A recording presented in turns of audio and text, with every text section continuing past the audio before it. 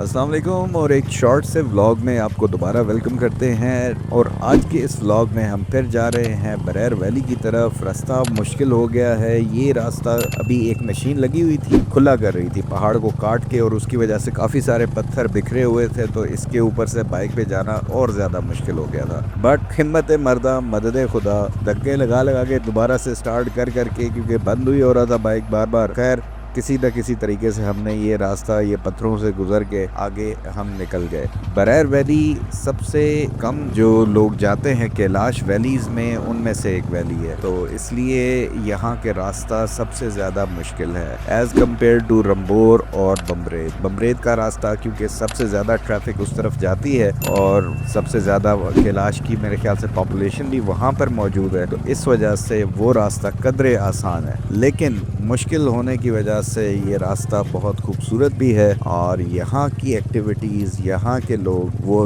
Next vlog में आपको मैं बताऊंगा भी कि उनके साथ कैसी मेरी इंटरेक्शन रही। बच्चा मिल गया, उसने जाके तमाम तर घरों में विज़िट कराया और लोकल्स के साथ मुलाकात भी कराई।